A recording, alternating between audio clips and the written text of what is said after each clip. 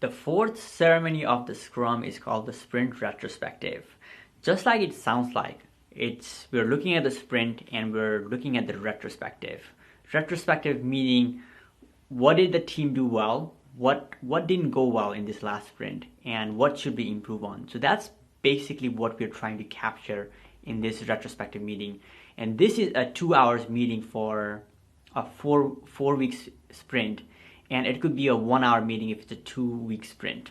So Scrum Master is the one facilitator who sets the stage for the team. Again, creates this safety container where everybody feels empowered to talk about not only the good things, but also some of the bad things or some of the challenges that are happening within the team member or some conflicts that team members have.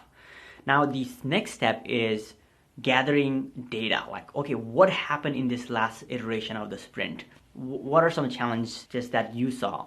And everybody will collect data. What happened? What can we learn from this last sprint? And after everybody collects, okay, these are some of the things that happened in the last sprint, then it's time for the team to generate some insights. Okay, like, why did this happen? What happened? Let's learn more on like the depths of challenges or the problems that the team had.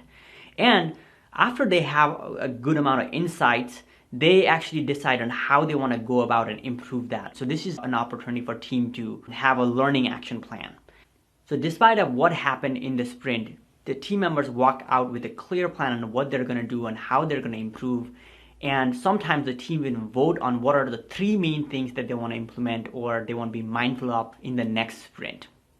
Retrospective, you're doing it every 2 weeks or 3 weeks, and sometimes just asking those 3 questions: what went well this sprint, what didn't go well, and what should we improve? Those things can kind of get old, and I think it's important for teams to kind of change things up a little bit. I've done things like taking team out on lunch and doing a lunch retro where it's a little bit light touch, more of a conversational retro, and we come up with just a few items on how we want to improve. One of my favorite ways to facilitate a retro is to do a sailboat retro.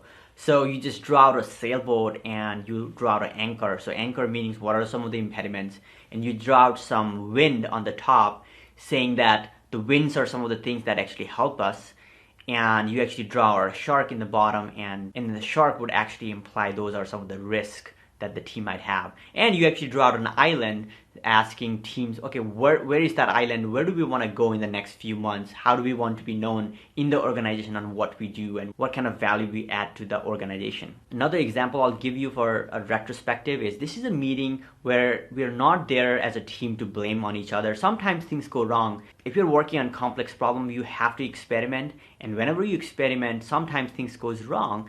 And one of the important things as a Scrum Master that I did is I actually created that safe space for everybody to come back and just say, what did we really learn? Not to blame the people, but what did we learn from what happened?